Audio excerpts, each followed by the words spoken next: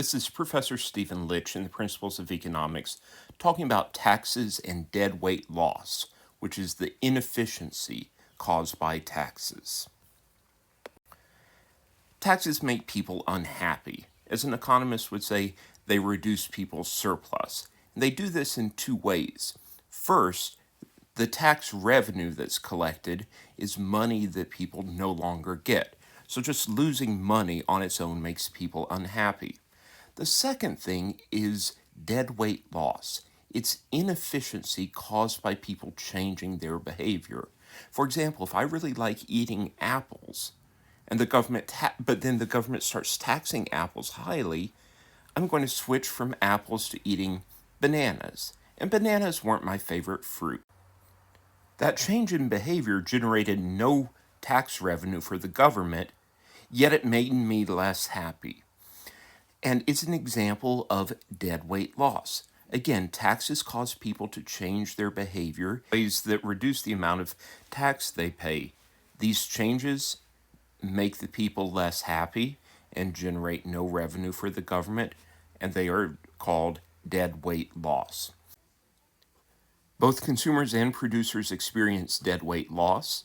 In the case of producers, surplus is essentially profits, so a reduction in surplus is a reduction in profits. For example, if the government taxes apples, then the profits of apple growers will go down for two reasons. One is they now have to pay a tax to the government. The second reason is that they have an incentive to switch from growing apples to a different fruit. So instead they start growing pears. And their land might have been better suited to raising apples. Perhaps that was why they were raising apples in the first place. But then when they switch to raising pears, they are not as productive. They are less efficient. So that would be an example of how deadweight loss happens for producers. It's important to know that when any good is taxed, the deadweight loss will fall on both the consumer and the producer, regardless of who actually pays the tax. It could be a tax that's paid by a consumer when the consumer purchases the good.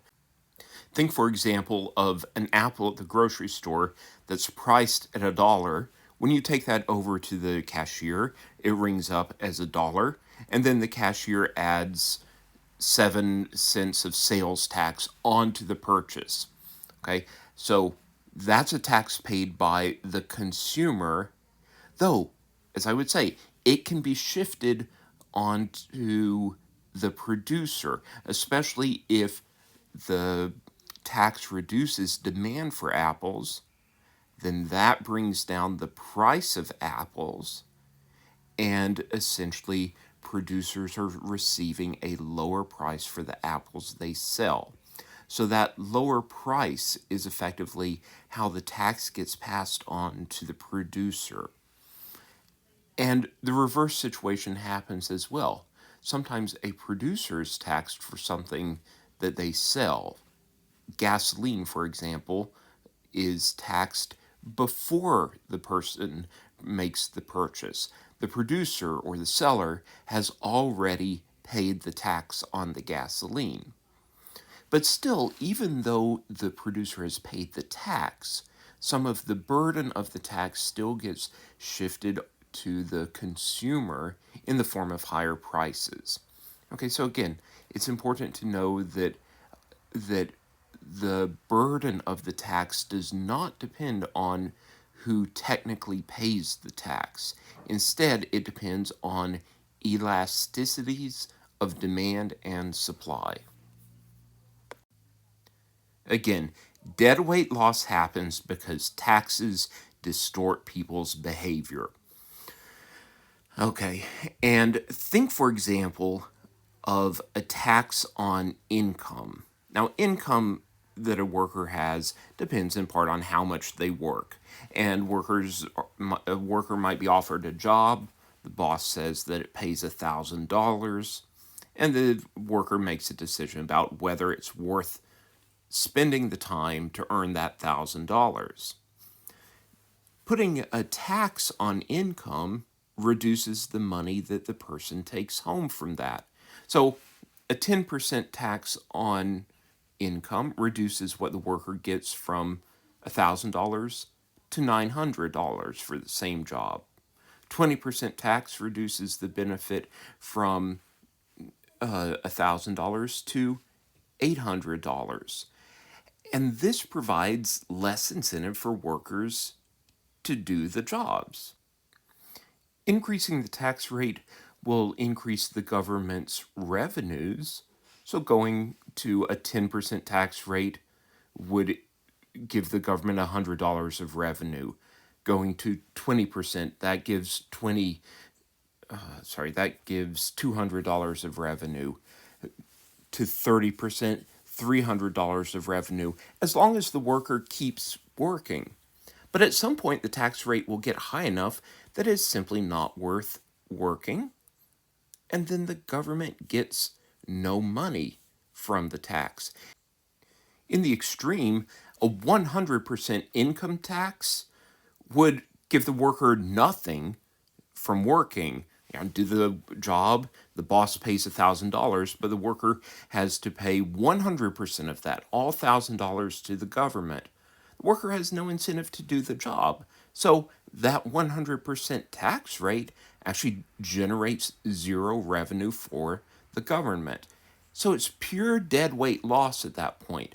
The 100% tax has generated zero revenue for the government and also zero income for the worker.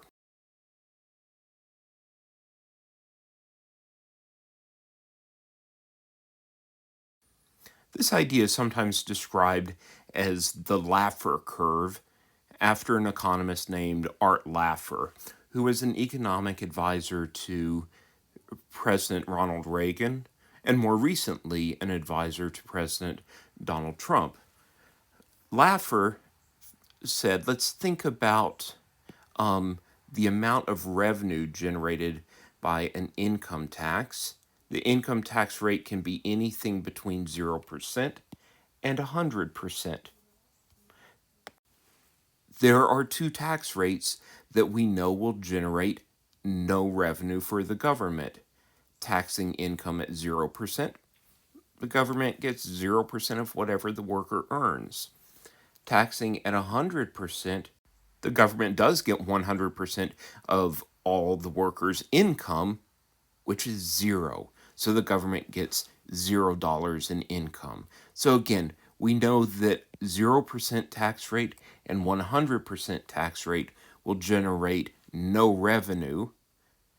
Tax rates in between will generate some revenue. So we don't know exactly what the relationship between the tax rate and the amount of revenue generated would be, but we know it's going to be a curve that has this general shape, increasing at first. As income tax rates go above 0%, the tax revenue will increase up to a point, and I've labeled that as X%. That's the maximum revenue the income tax could generate. If the income tax rate is increased over X%, then the amount of revenue generated by the tax decreases. In other words, a high income tax rate can be counterproductive. It can produce less revenue than a lower income tax rate. And this area to the right of X%, that's where the tax rate is so high that the government could get more revenue by reducing the income tax rate. That's sometimes described as the bad side of the Laffer curve. This Laffer curve idea actually came up in a different context during the presidential debate in late September. Vice President Biden suggested that if he were to become president, he would increase the corporate income tax rate. So that's a tax on the profits of companies from 21% to 28%. President Trump countered that if that were to happen, many companies would move overseas in order to avoid paying the corporate income tax. And that is, in fact, something that happens. That's called a tax inversion when a company officially or technically moves its headquarters overseas. One notable example is Apple Corporation, that manufactures computers and iPhones, claims that its sales office, its sales division, is located in Ireland and in some office building where almost nobody actually works. But they claim that the company that manufactures and sells computers is based there. And so when they sell a computer for more than the cost of manufacturing, an Irish company is doing that, and the Irish company pays income taxes to the Irish government. Ireland, notably, has a very low income tax rate on corporations, has a 12.5% income tax rate. So, if Apple has the ability to claim which country it wants to pay taxes in, the United States, with a corporate income tax rate currently around 21%, or Ireland with a corporate income tax rate of 12.5%, Apple would be willing to relocate its technical headquarters to Ireland to take advantage of a lower income tax rate. It's actually not that hard for a corporation to try to do this. In other words, a corporate income tax rate of 21% is already high enough that it has been counterproductive, at least for some companies like Apple that are willing to go overseas and instead pay taxes to a different government. Let me do an example of how taxes impact a consumer's decision. So here's a very simple model of me and my demand for widgets. I could buy up to 10 widgets. I have a table here that lists for each widget the value it would bring me. The first widget would bring me $64 of happiness. Second widget, $62 of happiness. Third widget, $60, 58, 56, 54, and so forth. Let's suppose that companies are willing to supply me with as many widgets as I want at the same cost of $20. So that's the essentially the supply curve in my market, but it's just a cost of $50. Okay. In the absence of any tax, here's how I would make my decision. I'd think about the value I get from each widget and the cost, and then calculate the surplus. So the first widget brings me $64 of happiness, and it costs $50 to produce. So after I've paid the cost of production, I'm left with $14 of surplus. And I should buy that widget. Then the second widget, it would bring me $62 of value, and it would cost $40 to produce. So I would be left with $12 of surplus. And again, I should buy that widget. I should buy the third widget and the fourth widget and the fifth widget and so forth. By the time I get to the eighth widget, the value to me is $50, cost is $50. There's no surplus from that, but I would still be willing to purchase it. I'm really indifferent, but I'd be willing to do that. Once we come to the ninth widget, the value is $48, the cost is $50. If I were to purchase that, I would get negative $2 of surplus. It had cost me more than the benefit I got from it. So again, the ninth widget would have brought me negative $2 of surplus, but I don't purchase it. So in fact, the ninth widget gives me zero surplus. So I've marked this as zero because I'm not purchasing it. And the same for the 10th. Okay, when I add this up, the total surplus I get is $56. Now, imagine the government taxes widgets at $3 a piece. Every widget I buy, I have to pay $3 to the government. So I go through the same type of assessment of the value minus costs of each widget. The first widget would bring me $64 of happiness and cost me $50. And then I'd pay a $3 tax, which leaves me with $11 of surplus. So I would purchase that first widget.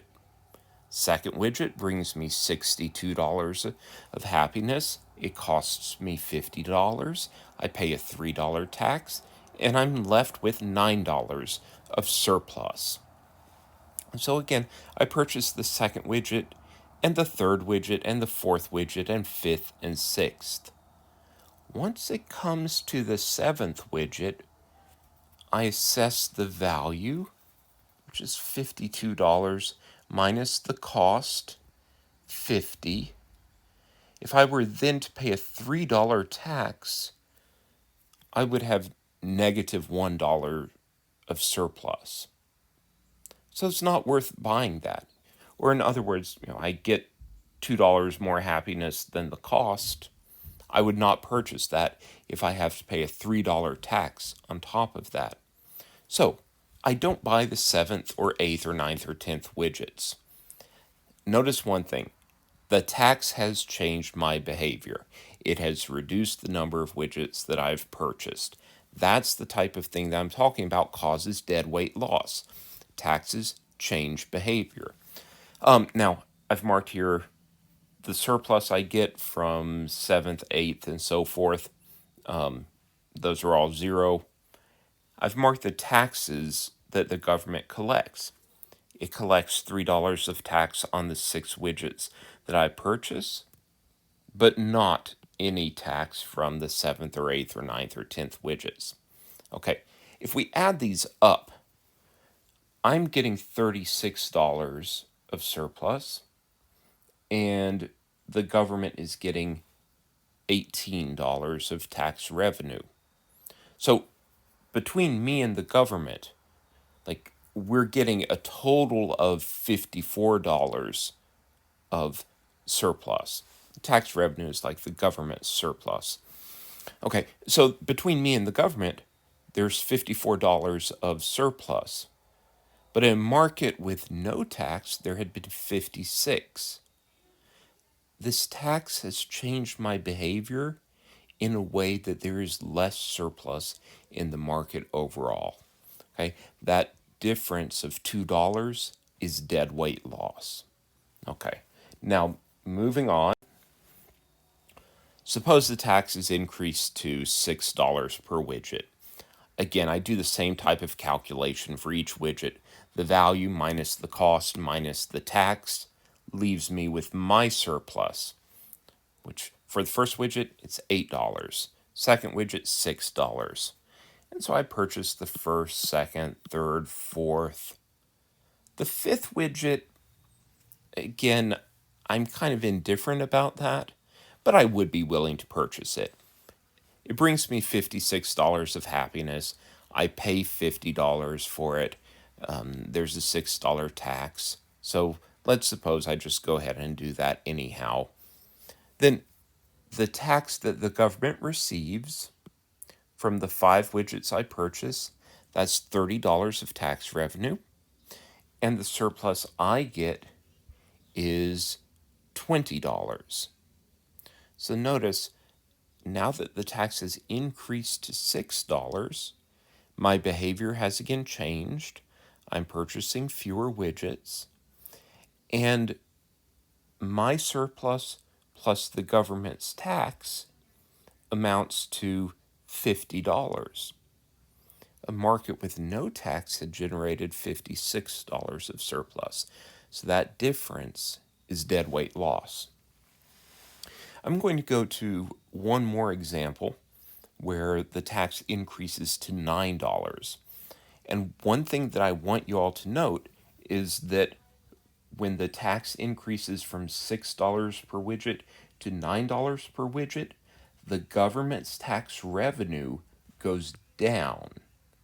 Increasing the tax causes revenue to go down.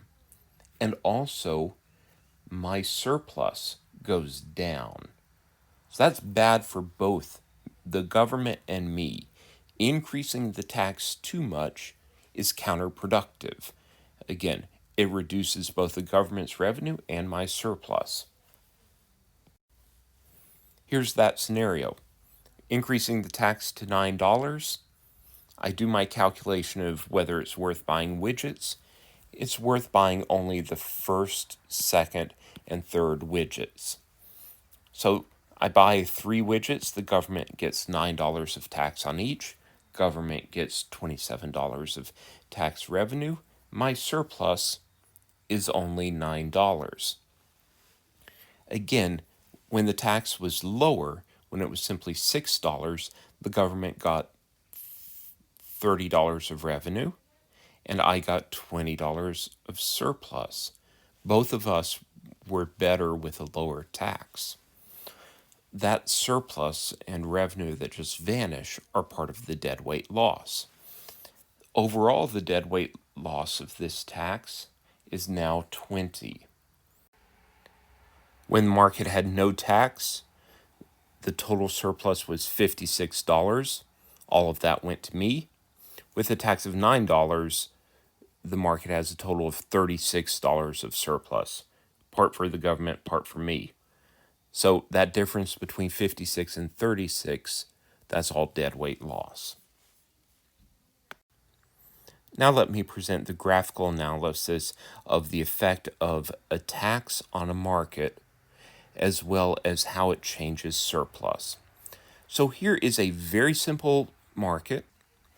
To keep things very simple, let's assume that companies can supply as many widgets as I might want at a cost of C dollars a piece.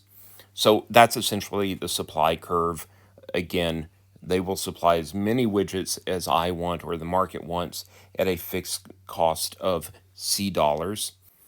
And then consumers have some demand for widget. Here's that downward sloping demand curve. So the market will have an equilibrium where supply and demand intersect. The equilibrium price will be P star. And by the way, that'll be the same as the cost of production. And the quantity sold will be Q star. Here's the consumer surplus in the picture. You'll hear me repeat the description of that area over and over in the same way. The consumer surplus is the area below the demand curve and above the price as far out as the quantity purchased.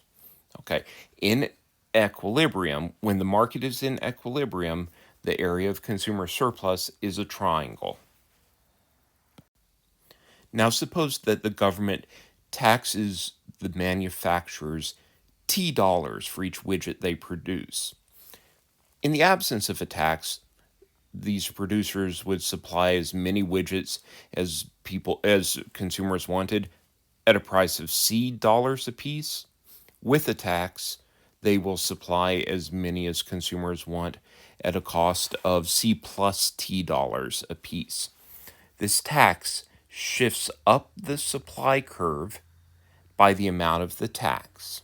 Okay, so the earlier supply curve was just flat at C. The supply curve with the tax is flat at C plus T. The market has a new equilibrium where the supply curve and demand curves intersect. And the equilibrium quantity I have marked as Q prime. Now, let me identify the areas in this graph. Consumer surplus, remember, is the area below the demand curve and above the price that consumers pay as far out as the quantity that they've consumed. So the price that consumers pay now is C plus T, and the quantity they consume, again, I called that Q prime. Something that's new in this picture is the rectangle that represents tax revenue. The revenue generated by a tax is calculated as the number of units sold times the per unit tax.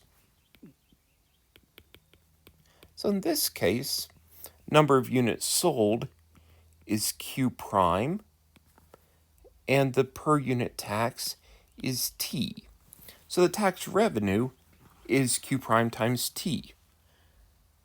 Coincidentally, this purple rectangle has an area exactly equal to Q prime times T. Remember, the area of a rectangle is width times height. The width of this rectangle is Q prime, and the height is T. So multiplying those together, area of that purple rectangle is Q prime times T, exactly the same as the tax revenue. Okay, so I've identified two important areas here. One is the area of consumer surplus after the tax. The other is the area that represents the amount of tax revenue generated. Now, I'm going to show you all deadweight loss.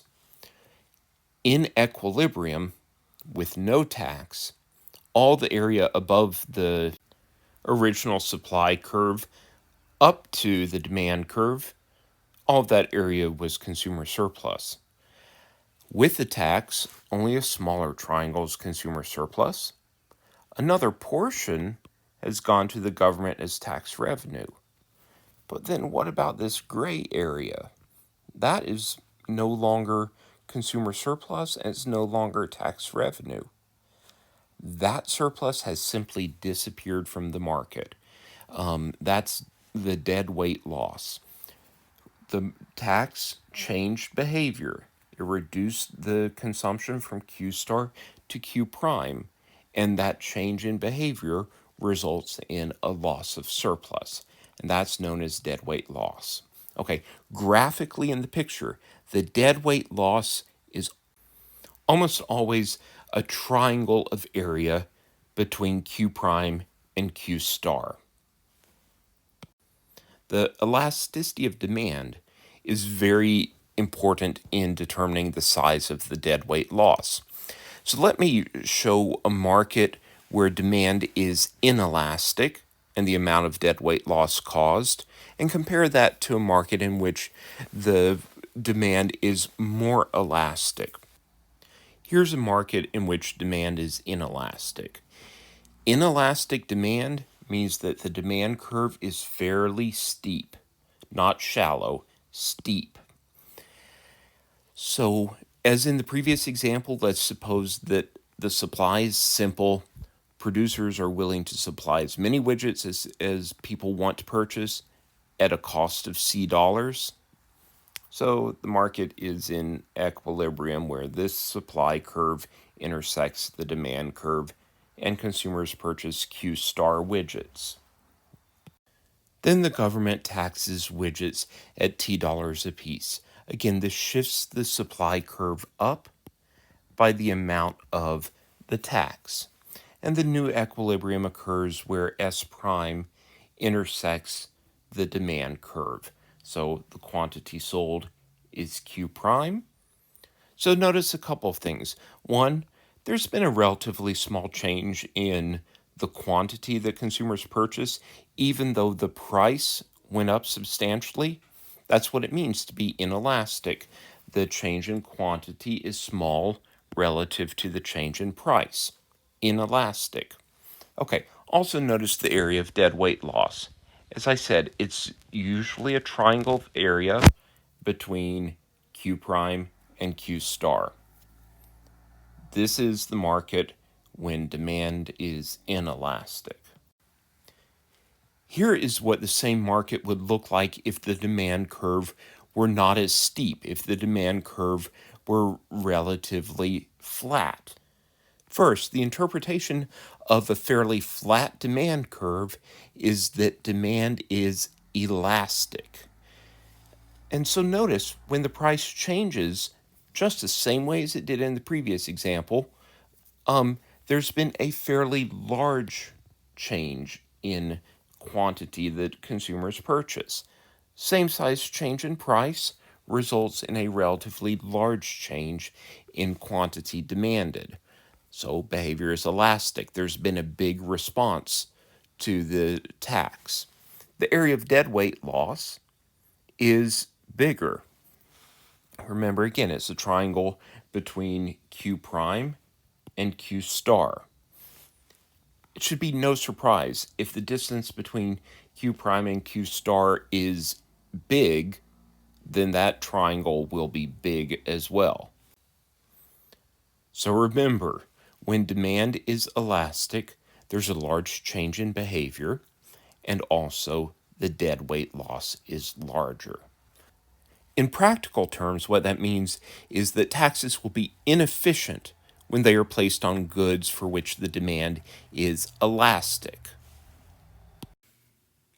Now I want to go through a handful of slides discussing the difference between a tax paid by consumers and a tax paid by producers. So I'm going to start off with just a basic model market for widgets. There is demand for widgets. There's a supply of widgets. The market is initially in equilibrium at a price of P star, and where the quantity Q star is sold. Remember the areas of surplus. Consumer surplus is everything below the demand curve down to the price as far out as the quantity purchased. So as far out as Q star. Producer surplus, everything below the price that producers receive down to the supply curve as far out as the quantity sold. Okay, first, let's look at a tax paid by consumers. So this is the case when the consumers have to pay a tax on top of the price that they've already paid. Think, for example, of a sales tax. When you purchase an apple that has a price tag of $1, that gets rung up at the register, and on top of the dollar that you pay, you're expected to pay another 7% sales tax. So you pay the tax on top of the price. This will shift the demand curve down by exactly the amount of the tax. So remember, the demand curve can be interpreted as telling us the price that consumers are willing to pay for a particular quantity. So like this quantity right there. If you want to know what consumers are willing to pay for that, go up to the demand curve. And perhaps consumers will pay $12 for this quantity right here. Then if we add a tax of $3, or well, if the government has a tax of $3 on each widget sold, consumers will still buy this same quantity if the price they pay plus the tax is $12. So in other words, if the price they pay is $9, then with $3 of tax, it brings them to $12, which is what they were originally willing to pay. So again, if there's some quantity that previously consumers would have been willing to pay $12 for, with a $3 tax, they will pay $9 for that same quantity. Whatever quantity they would have purchased for $8, they would now purchase it at a price of $5. Again, with this $3 tax, it simply shifts the entire demand curve down by the amount of the tax. Okay, that's the important thing. Tax paid by consumers shifts the demand curve and shifts it by exactly the amount of the tax. So there will be a new equilibrium in the market where the new demand curve, D prime, intersects the supply curve. That happens right here at this point, Q prime, where the price is P prime. Now, to be clear, this is the price that is paid that goes to the sellers. Okay, the consumers actually pay more for it because the consumers also pay a tax. Let me go over all of this again. The tax shifts the demand curve down by exactly the amount of the tax, and the new equilibrium occurs where this new demand curve, D prime, intersects the supply curve, S. So that's right here at this point. That's the new equilibrium. The new equilibrium price that sellers receive is P prime, and the quantity sold is Q prime. Sellers receive P prime, but consumers pay more because they also pay the tax. So the price that consumers pay, I have labeled as P double prime, and that's the price plus the tax. So again, think of going to the grocery store. You might purchase an apple that is priced at $1. That's like P prime. And then there's a 7% sales tax, which brings the price with tax to $1.07, which is what the consumer pays. So here are the areas of surplus. First, the consumer surplus. It's everything below the demand curve to the price that consumers pay as far out as the quantity that they purchase. In other words, the consumer surplus goes from the demand curve at the top down to P double prime as far out as Q prime. Producer surplus is everything from the price that producers receive down to the supply curve as far out as the quantity that they sell. In other words, from P prime down to the supply curve and out to Q prime. The tax revenue is equal to the area of this rectangle between consumer surplus and producer surplus. Remember, the formula for tax revenue is the number of units sold, Q, times the amount of tax per unit, T. That turns out to be the same as the area of this rectangle. The width of the rectangle is the quantity sold. The height of it is the amount of the tax. So the area of that is Q times T. There's one other area to be labeled in this picture. The deadweight loss is represented by this triangle to the right of Q prime. Remember, I said before that the deadweight loss is almost always a triangle, and it's between the quantity with the tax and the equilibrium quantity without a tax. So exactly as I promised, it's this gray area, and that represents the amount of the inefficiency caused by the tax. Maybe it's not easy to really know what deadweight loss is, but keep in mind it's supposed to represent how inefficient the tax is, and something that causes a large deadweight loss area is a tax that causes a large amount of inefficiency. Now let me summarize everything about a tax that's paid by consumers. The market started in equilibrium where supply and demand intersected. Then a tax that consumers have to pay lowers the demand curve by exactly the amount of the tax. There's a new equilibrium that occurs where the new demand curve intersects the supply curve. That equilibrium quantity is Q prime. P prime is the price that's paid to sellers. Consumers pay a price of P double prime, which includes the tax. The area of consumer surplus is this triangle at the top. The area of producer surplus, the triangle at the bottom.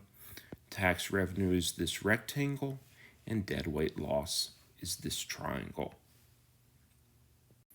Now let's analyze a tax that producers pay instead. A good example is the way that the tax on gasoline is done. The price you see at the pump includes the tax. There's no sales tax added on top of that. If you see that gas is $2.20 at the pump, that's all you pay, and it already has the tax incorporated into the price to the consumer. That tax was paid by producers earlier. Here I've illustrated what happens to the supply curve when there's a $T per widget tax paid by producers. It shifts the supply curve up by exactly the amount of the tax. Here's the logic behind that. The supply curve can be interpreted as telling us what price suppliers would need to receive in order to produce some quantity. It's like this quantity right here. If we want to know what price producers would need to receive in order to supply that amount, we go up to the supply curve and read across from that. So here's what they would need to receive. Then if they're expected to pay a tax, they would still provide the same quantity as long as they get the same amount of money plus enough more to cover the tax. So the same amount of money plus the tax. Okay. Again, a $T per widget tax paid by producers shifts the supply curve up by exactly the amount of the tax. There's a new equilibrium in the market where the new supply curve, S prime, intersects the demand curve. The quantity sold is Q prime, and the price that consumers pay is P double prime. Now remember, this price is more or less like the price you see for gasoline at the pump. It's the price that includes the tax. There's a different price that sellers receive after they pay the tax. So I've marked that as P prime. The difference between these two prices is the tax. P double prime is the price that consumers pay, which includes the tax. P prime is the price that producers receive without the tax. Here are the areas of surplus. Consumer surplus is everything above P double prime to the demand curve, and producer surplus is everything below P prime down to the supply curve. Tax revenue, again, is a rectangle. The height of this is the amount of the tax. The width of that is the quantity sold. So if you multiply the quantity sold times the tax paid on each unit, you get the total amount of tax revenue. The deadweight loss is this triangle between Q prime and Q star. Okay, this is the complete analysis of the impact of a tax that's paid by producers. Let me go through it again. First, the market had been in equilibrium where the original supply and demand curves intersected. Taxing widgets raises the supply curve by exactly the amount of the tax, and there's a new equilibrium where Q prime widgets are sold. The price that consumers pay is P double prime, the price that producers receive is P prime, and then there are areas of consumer surplus, producer surplus, tax revenue, and deadweight loss. Okay, now one of the reasons that I went through the analysis for both a tax that's paid by consumers and a tax that's paid by producers is so we can look at what the difference is. I mean, in particular, it would seem to me at first guess that if consumers are taxed for buying widgets, then the tax is going to reduce consumer surplus more than producer surplus. And flip that around. If producers are taxed for the widgets they produce, it's going to cut into producers' profits, producer surplus, more than it impacts consumers. So let's go and compare this picture, which is for a tax paid by producers, to the previous graph, which was a tax paid by consumers. Watch carefully. I'm going to flip the slides in 3, 2, 1. Did you notice what changed? The answer is pretty much nothing. The only difference is that in the previous graph, there was a shift in supply that led to the new equilibrium Q prime. Here it's a change in demand, but it leads to the same new equilibrium Q prime. The prices received by producers, P prime, and paid by consumers, P double prime, are the same with both taxes. The amount of the tax revenue is the same. The areas of consumer surplus and producer surplus and deadweight loss are all the same as well. Okay, let me summarize how a tax that's paid by consumers compares to a tax paid by producers. If the tax is the same amount, T dollars, the two taxes will result in the same quantity, Q prime. They will result in the same price to producers, the same price to consumers, the same tax revenue, the same consumer surplus, producer surplus, and deadweight loss. For all practical purposes, the two taxes are completely equivalent. This is an important result in public economics. It makes no difference which side of the market officially pays the tax. The burden of the tax is going to be split between the demand side of the market and the supply side of the market. The tax is going to reduce surplus to both of them, but it does not do what I might have anticipated. It is not the case that a tax paid by producers cuts into their surplus more, whereas a tax paid by consumers cuts into their surplus. That's not true. The thing that really determines who feels the burden of the tax is the elasticity of demand compared to the elasticity of supply. To illustrate what I mean, I'm going to show you all a pair of markets, one in which supply is inelastic and demand is elastic, and the other where that's reversed. Supply is elastic and demand is inelastic. Okay, here's the first one where demand is elastic. In these graphs, being elastic means that the curve is fairly flat. So elastic demand means the demand curve is fairly flat. Elastic supply means the supply curve is fairly flat. Inelastic means a steep curve. So what I've illustrated here is demand is fairly elastic, fairly flat, and supply is inelastic. And I've shown the market equilibrium occurs at a price of P star where the quantity Q star is sold. If the government taxes consumers for each widget they purchase, it will shift the demand curve down by the amount of the tax. And the market will have a new equilibrium that occurs where D prime intersects the supply curve. So the new equilibrium quantity is Q prime, and there are two prices.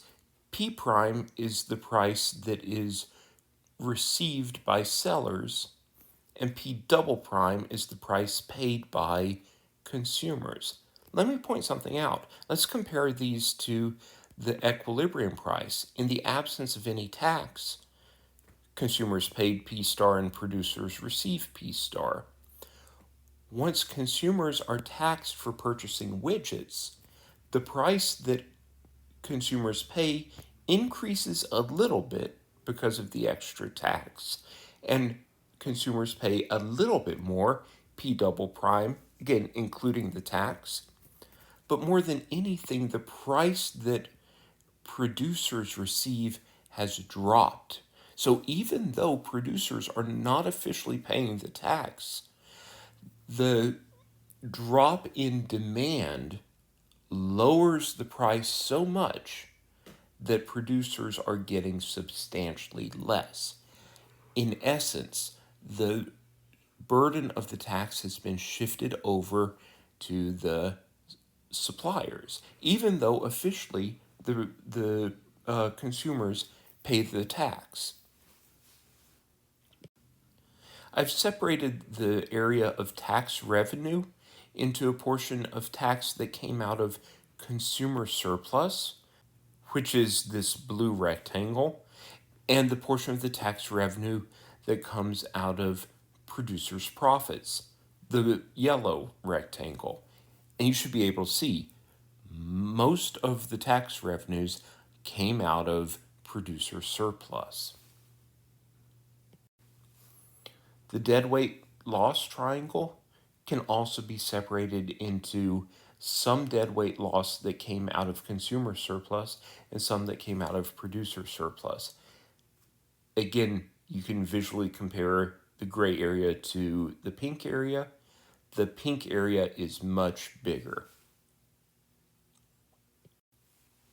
Okay, now I'm going to flip the market around and I'm going to have a relatively elastic supply, which means a fairly flat supply curve, and inelastic demand, a steep demand curve. A tax on widgets that's paid by consumers will again shift the demand curve down by the amount of the tax. I've tried to make that equivalent between this model and the one that you just saw. The shapes of the supply and demand curves are different, but otherwise the amount of the tax is the same. Without any tax, the market was in equilibrium at a price of P star, where Q star widgets were sold. With the tax, the equilibrium occurs at this point where S intersects the new demand curve, where quantity Q prime are sold. The price that's paid by consumers is P prime, and the price received by producers is P double prime. And notice here that the price that consumers are paying has increased substantially from the equilibrium price, whereas the price that producers receive has gone down only a small amount. So this is one way of showing that consumers are impacted more than producers by this tax. I can also show the areas of tax revenue. Most of the tax revenue comes out of consumer surplus. A small portion came out of producer surplus. So again, most of this tax is being paid by consumers, though a small portion has been passed on to producers. Here are the areas of deadweight loss. The gray triangle comes out of consumer surplus. The pink triangle came out of producer surplus. Most of the deadweight loss is incurred by consumers, by the demand side of the market. All right, so both of these last two markets that I showed you all, the amount of the tax is the same, and in both cases the tax was paid by producers, so shifted the demand curve. Right here, you see a tax where the burden falls mostly on consumers. That happens because the demand curve is more inelastic and the supply curve is more elastic. Basically, elasticities are important in determining how the burden of a tax is shared. Remember, which side of the market officially pays the tax is irrelevant. When it comes to something like the labor market, a payroll tax could be paid by workers or it could be paid by employers. An economist would say it makes no difference. A payroll tax, in other words, a tax on labor, could be paid by either side of the market and the burden will be the same.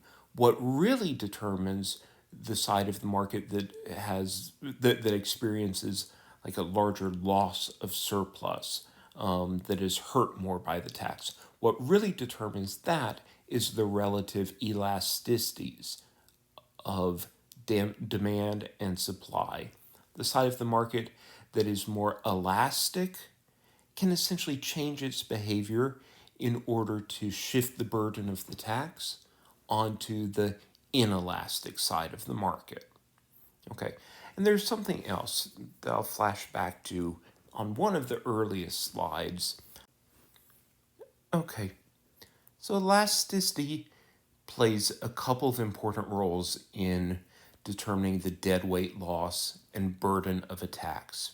Remember, taxes create this deadweight loss or inefficiency or make people unhappy because they change behavior. They distort behavior. They cause people to do things that they didn't really want to do. Like in my early example, I wanted to eat an apple, but if the government passes a tax on apples, I'll change to eating bananas. So, though I don't think about it this way, my behavior has changed in order to avoid paying the tax. And this change was wasteful because the government got no revenue out of it. And also, I ended up eating something that made me less happy. Okay, so again, people change their behavior to avoid paying a tax. That's wasteful. Elasticity essentially measures how responsive people are to changes in prices. Elastic means that behavior does respond a lot to a price change, including a tax. Inelastic means it does not respond very much. And this response is what determines the inefficiency or deadweight loss of a tax. So generally, if either side of the market is elastic, the tax will be inefficient. On top of that, whichever side of the market is more elastic can change its behavior more in order to shift the burden of the tax onto the other side of the market. Okay, so that's going to conclude this lecture. I know it's been a long one, it's got a lot of technical stuff. However, it is important to know that there is this connection between the efficiency of a tax and elasticity of demand and supply.